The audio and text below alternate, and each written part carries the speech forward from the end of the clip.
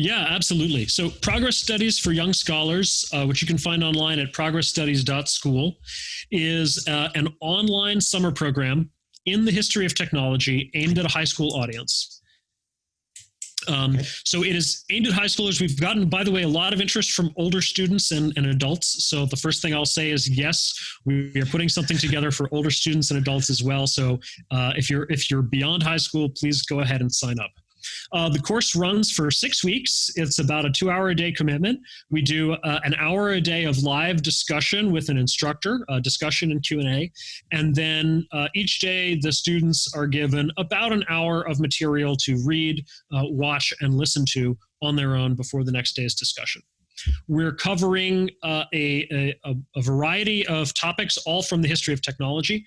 The complete history of technology is too much to do thoroughly. So instead, we're giving sort of an overview and a framework, and we are doing a number of case studies from the history of technology in depth and sort of indicating more briefly other topics. So we begin by doing a couple of days on the history of global living standards, just what we've been talking about, how much life has gotten better over the last couple hundred years, and how much that's really a historical anomaly, how slow progress was for tens of thousands of years and longer.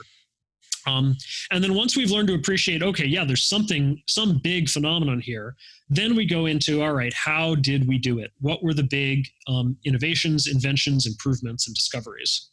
And we organize the course around challenges of life and work, daily challenges that we faced, problems, and how we solved them. Things like challenges like making things, feeding ourselves, getting around, right, which you can map to manufacturing, agriculture, transportation. Then we stop to look at a technology that is fundamental to all of these, which is energy.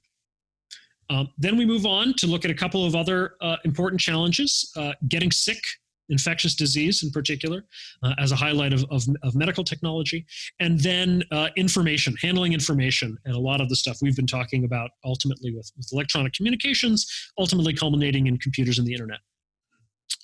Finally, the last major topic we look at is safety, the hazards and the risks, both hazards of nature and hazards of technology. And sometimes the two go together, or one exacerbates the other. And how have we dealt with those hazards in the past, and how has life actually become safer? And then finally, we wrap up by looking at the future. So the purpose of the course really is not just to look at the past, but to use the past to understand the present and to think about where we're going in the future. I want the students to come away seeing the present moment as a point in time, but a point in context, and a point that has not only a position, but also a velocity. It has a direction and a speed, and we can see that velocity by looking at the past and where we've been up until now, and then we can project forward as to where things might go in the future. And the class is really going to encourage and challenge the students to think about what part they want to play in that history. The speaker series that goes along with the class, which by the way is open to everyone, and I encourage everybody to sign up. The speaker series is called The Torch of Progress, and we picked that name because of the idea that every generation needs to pick up that torch and to hand it over from the last generation, pick up that torch and carry it forward. Progress doesn't happen without choice and effort, without us deciding to make it happen and then putting in the work to move it forward. So that's what we want the next generation to do. Wow. Very exciting. How did it get started? In what I mean is, like, did it spring from your other work, or why did you decide to organize this thing, and how do you organize such a thing? Yeah, sure. So this is a joint project between the Roots of Progress, my brand, and Higher Ground Education. Higher Ground is the largest operator of Montessori and Montessori-inspired schools in the United States.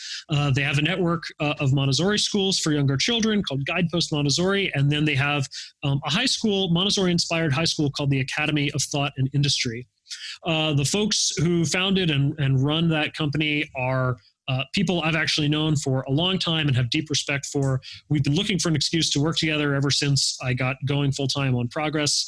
And they're actually the ones who reached out to me a little over a month ago and suggested, hey, how about we do an online summer program aimed at high schoolers?